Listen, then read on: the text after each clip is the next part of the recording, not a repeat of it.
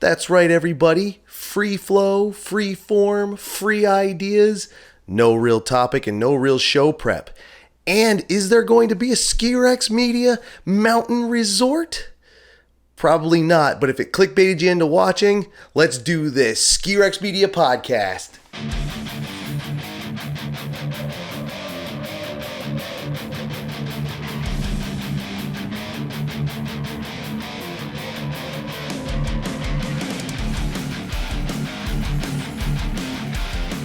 How you doing, everybody? Tim from Ski Rex Media once again. And yes, I just called the title of my podcast here, this week's episode, clickbait. Sort of. I'm going to be honest with you here. I let my birthday weekend run for almost the entire weekend. My birthday was on Saturday. I was out of the HQ Saturday. I was out of the HQ longer than I thought I was going to be on Sunday. And now it is Monday afternoon sometime. I don't have a clock right here. I should, but I don't. I have my computer, but if I flip that up to look at the clock, you can't see what's going on. But that's the beauty of you audio folks. Shout out to the audio onlys. They get to listen to it. They don't care what I look like or what I'm doing on screen. It don't matter. No, I let it all run long. I let the birthday weekend run long, and that means I didn't do a lot of show prep. I'm just not wholly prepared, am I? I'm just not prepared. So, free-flowing, free-form ideas this week on the Ski Rex Media Podcast. And I am going to talk about a couple of things that have to do with skiing. Maybe some in a roundabout way. And let's get back to the clickbait. Let's do that first. So, I did put in the title, or I'm going to put in the title after this is edited. The Ski Rex Mountain Resort. There is not going to be a Ski Rex Mountain Resort, as you'll see why here in a few minutes. But I did come across something that's of interest to me. It might be interest to Vermont local skiers, especially Southern Vermont local skiers. It seems that the Hermitage Club is finally going up for final auction. Someone's going to buy it, being auctioned off to get all that money back. The bank can get all that money back. Maybe some of the investors can get their money back, and all that shit that went down with that. That can be dealt with. And it's about time. It's been a couple of years now that this thing has been closed down, ready for the government to auction it off so they can get their money as well. I honestly don't know the specifics of what money's going where. The attempt is, obviously, anytime something's closed down for bad business practices, such as the Hermitage Club was, they're going to try and get everybody as much of their money back as they can get, obviously. And, a lot of that's got to go to taxes. Some of that's got to go to contractors. Some of that might have to go to homeowners or would-be home and condo owners. It was a mess. It was an absolute mess and a goddamn shame, too. Now, I haven't been up there since it became the Hermitage Club. Obviously, the Hermitage Club was a private ski hill. That's what they turned it into. That was Haystack Mountain in Wilmington, Vermont. The town in which I, did most of my growing up and graduated from high school there and lived in while I was, going to work at Mount Snow just up the road from Haystack. Now the Hermitage Club, soon to be whatever it's going to be. I always liked that mountain. It was really nice, and they did a lot of high-end stuff to it. I think there's a bowling alley up there, big fancy lodge. It's all wood. It's really nice. I think they have a bubble chair quad up there that wasn't there while I was skiing there, that's for sure. All kinds of nice stuff, and it's fun, and then, homeboy didn't, pay his taxes, didn't pay contractors, didn't pay employees. How much of that stuff is accurate, I don't know. This was stuff that came out in other reports, while the place was going downhill and then eventually shut down for good. And if you take the ride over there, the sign that's right on the road, Handle Road up to Colebrook Road, if I remember correctly, the sign that's right on the road that says Hermitage Club, it's grown over with weeds and all kinds of other stuff. And, it just looks shot out. You might see, I don't know if they have a regular security guard up there. The last time I stopped in, the last time Ski Rex Media had a post about this, I did a news piece on it. I ran up there to just take pictures of the entrance. I wasn't going to try and push it and go up there. And I think there might have been a security guard. There was at least a workman or something who came down the hill. I don't know what he was doing up there. But, pardon my drink. But, I wouldn't suggest to anybody to trespass. You know me, I've said this. But it was a shame because it was nice before it was the Hermitage Club. Then it became pretty high end and nice when it became the Hermitage Club, and it should be, pardon my sniffles as well. It should be for what they were doing. I mean, you buy a condo, you get a ski pass. That was the deal. That was the basic deal. I don't know. I looked into it when it was opening, and there was no way in hell I could have paid that. No way. They were looking for a lot, and they had a lot of other, requirements to be part of the, to be an owner and to be in there and be part of the club. And I didn't agree with some of them. I thought they were ridiculous. I personally said this is a bad business model. Not that my business training, my business education. Even though I did work in the ski industry, I learned more, retail business, logistics, that kind of stuff later on. So even having said that, I looked at it and said, this is a stupid idea. This is just a dumb idea. You're never going to sell enough. It's just not going to pull it off. And, I could be right. I could be wrong. I don't know. I'll never know because they must have been, owners got cheated. So somebody must have been buying into it. And all that aside, the history, the past is the past. I am going to come back into the past in a second, though. It is finally up for auction. Now, would I, as Tim from Ski Rex Media, love, and you've seen it, if you're here at Ski Rex Media and go to skirexmedia.com for the written, my written content, you've seen I've done more than one piece on, different pieces of ski real estate that's been offered around the world. One in Colorado, one in Idaho, one up here, not far from where I am in Vermont, Tasmania, ski hills, small ones come up for sale, at least one or two a year. And I've made jokes about how, is this the one that's going to be the Ski Rex Mountain Resort, Ski Rex Media Mountain Resort? Obviously not. The cheapest one I've seen so far was $750,000. That was the one over here at, what the hell is the name of that town? It's near Plymouth in Vermont. I don't think it's actually in Plymouth. Anyway, this little mountain, it's a private mountain too. It sits right between Killington and Okemo. So that's where it is. I think it's either on 100. It's not on 100A. I just came through there. Or 103. Is it on 103? I don't remember. It doesn't matter because not all of you are local. So it doesn't really matter. The point is, no, I don't have the working capital to buy my own mountain.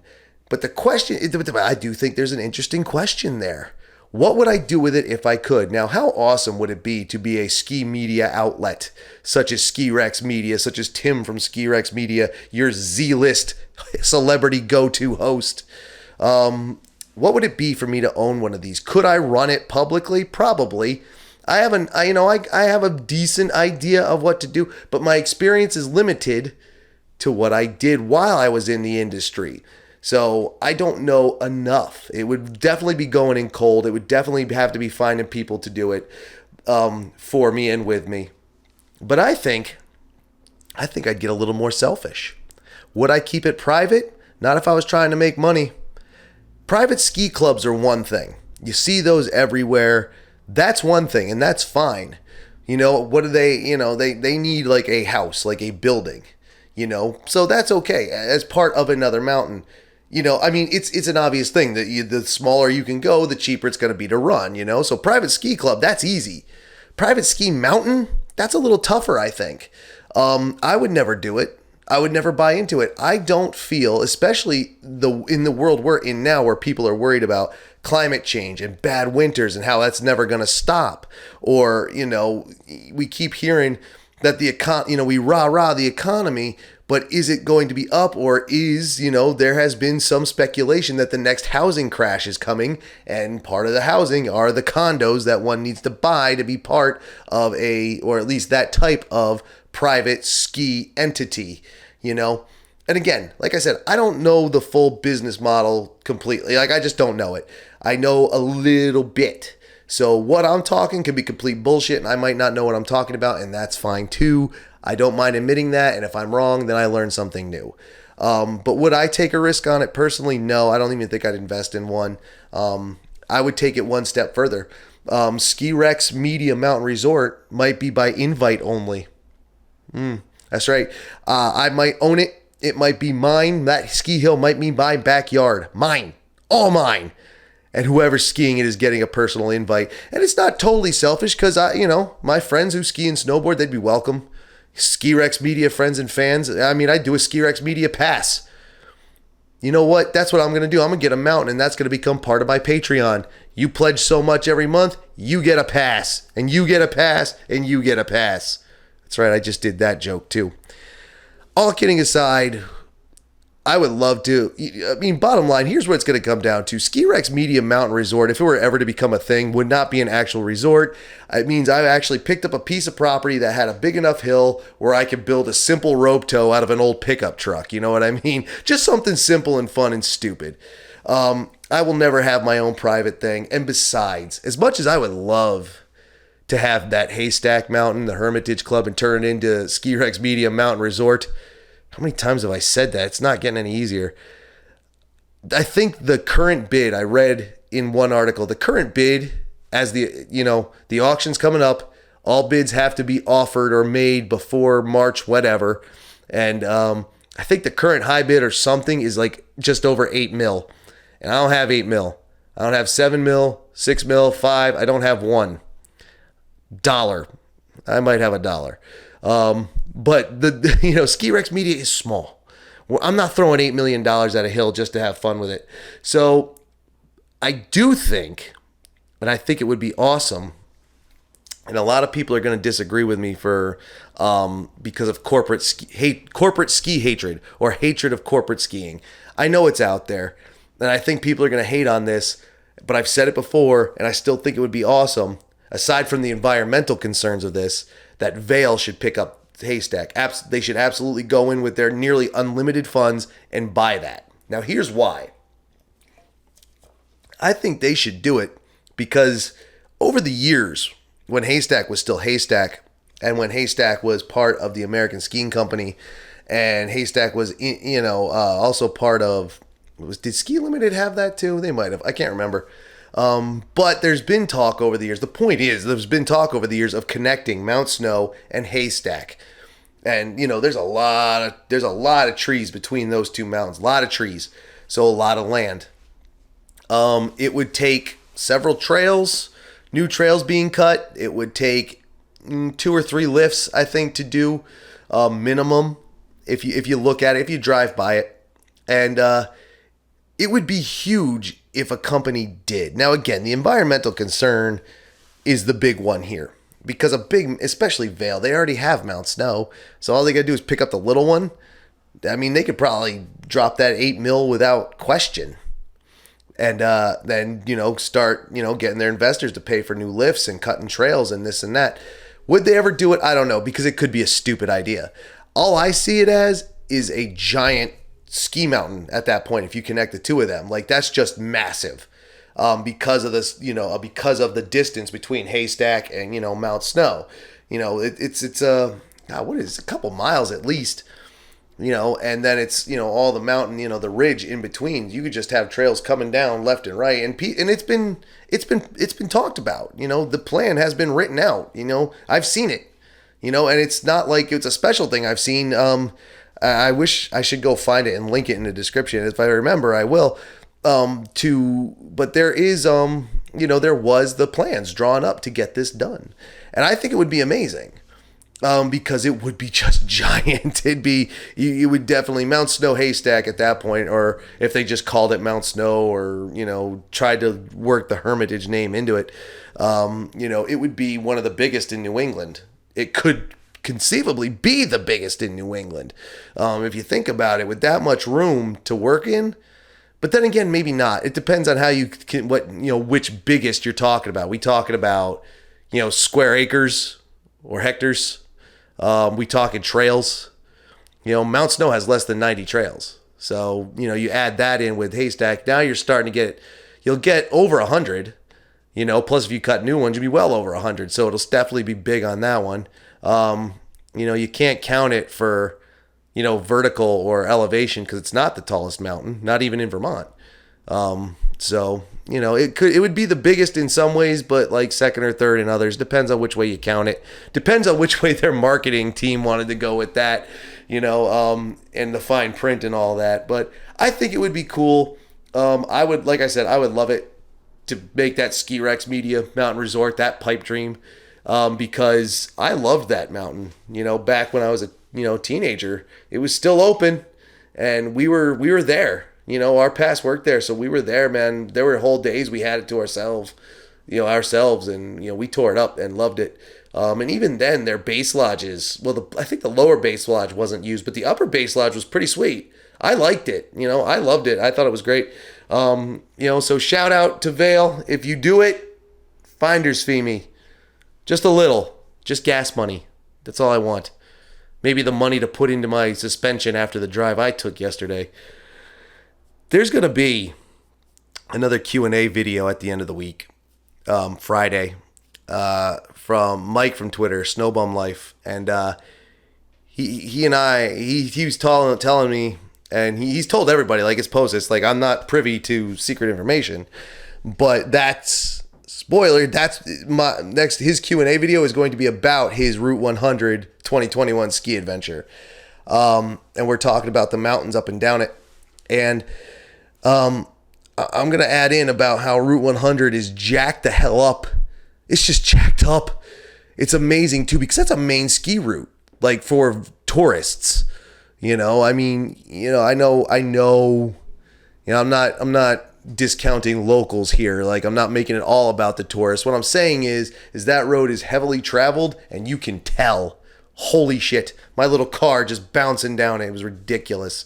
So if you ski, anybody who comes up here, if you take 100 to go from, like, say you're at Stratton or Bromley or Magic or even Mount Snow, and you're going north on 100 to get to Okemo or Killington, fucking go another way, because your car will be shaken to bits, unless you have a bigger SUV that has a nice soft suspension. I was shaking all over the place. My tiny little car was getting thrown left, right, everywhere. It's ridiculous. Anyway, now we've done those two little rants. Like I said, this is free flow, free form. Now, let me put it to you, because again, I'm still new to this. This might be my 30th or 31st episode, but I felt it better to do free form ideas, just talking about things that might not have an actual topic, than to miss a week. Now, I've only missed 1 week since I've started this. And now, as long as it's entertaining, I'm sure it's okay to go out. Maybe you'll like the information. Maybe the Hermitage thing will spark off a topic about, the pluses and minuses of private versus public ski ownership. I don't know if I need a whole episode to go over that, because I just don't agree with the private model. Where it can make money, I don't think it can make nearly as much money as a public mountain, obviously. And I honestly don't believe that as a sustained way to make money on a corporate level. I just don't think that it can sustain itself. I just don't think that's possible without a lot of work. But I could be wrong. I mean, it must have worked somewhere, because people are trying it. But like I said, there's this one that crashed, but that was bad ownership and a crooked owner. Then there's this other one I was just talking about over here. Like I said, I think it's in Plymouth, but I could be wrong. And it's not, it needs to be sold, so it's really whatever on those. But, anyway, my point was, is throwing an episode like this out there worth it, and then catching up on the next one? Or should I have just skipped a week and come back with something new with show prep that I wanted to talk about? I don't know. Maybe you can answer that. I will answer a question that I haven't been asked, and I'm kind of surprised, because last week when I started talking about skier-only mountains, I was going to talk about an article I read, and it was a rebuttal, and I was going to give a rebuttal to it, and I can actually do it quick. I don't think I need a whole episode for this, because I think it's a ridiculous notion from a very pretentious and arrogant writer. And I'll get the link for it, and I will put the link for the article in the description so you can read it. But what it comes down to is the guy even had the word dystopian in the title, like a dystopian blah, blah, blah for skiing. What he was doing was talking about indoor skiing and big snow down in the Meadowlands. And he was bragging about how he'd been 50 years a skier and talking about this dystopian viewpoint. And I'm like, dude, why are you even talking about it like that, man? What it came down to, and I'll let you read the article and judge for yourself, he was just hating on indoor skiing. Another one of these people who, and you've heard me talk about this, that it's just different. Better or worse is a personal thing. Some people will say this mountain better than this mountain. Some people will say this mountain worse than this mountain. Some people will say this mountain greatest experience ever. Other people will say this mountain over here worst experience ever. Well, that's you, you know? And I have those stories too. I have the places I love and the places I don't like so much. But this is now just another, this guy was another, just hating on indoor skiing. Even it's not better or worse. It's just different. And he's coming along he's coming from the angle, the dystopian angle is the future without winter. Where will climate change take us? Unless I misunderstood what he was writing, very possible. I'm not perfect, but, and again, I could be reacting straight out in hatred too, because I don't see anything dystopian about it. It's just skiing in a warehouse. That's what it is. A snow-covered, decorated warehouse. Like, I understand that, but it's different. And no, I haven't tried it yet. Maybe I'll hate it too, but I don't see how I could. So I'll leave that one down there. You can read that. I don't see this being part of a dystopian future in which, you know, there's no more winters. Everything turns into desert and we all turn into Mad Max people. Like, I don't think that's going to happen. I will say I do agree with the environmental concern of it. Yes, it's built, the Meadowlands in New Jersey is built on what's essentially a wetland, a marshland. So yeah, it sucks that, nature has taken another shot. And I do agree with that. I don't like the slash and burn ideas of some places, build, and turn this into Mega City 1. Another nerd movie reference for you. I agree with that. It does use a ton of water. I'm sure it uses a ton and a half of power. I get that, and those are concerns. But, people who are smarter than me, who know more about this stuff than I do, said it's actually okay to be built this way. Again, they could be corrupt. I don't know, but they gave the go-ahead, so who am I to say anything? You know what I mean? So there's that. That has something to do with skiing. Let's go one more thing, since we're now around 20 minutes. And I think it's kind of fun to do these free forms once in a while because I can just rant. Now, you could say, Tim, don't you freeform anyway? I was like, well, yes, but at least I do some show prep. I look at what I want to talk about. I have notes. Typically I'll have my notebook sitting right here, so I can see it, my handwritten. And then when I do the Vermont the weekend overviews for Vermont, those videos at the end of the week, that I have obviously now. It was my notebook, now it's my tablet because it just works out better that way.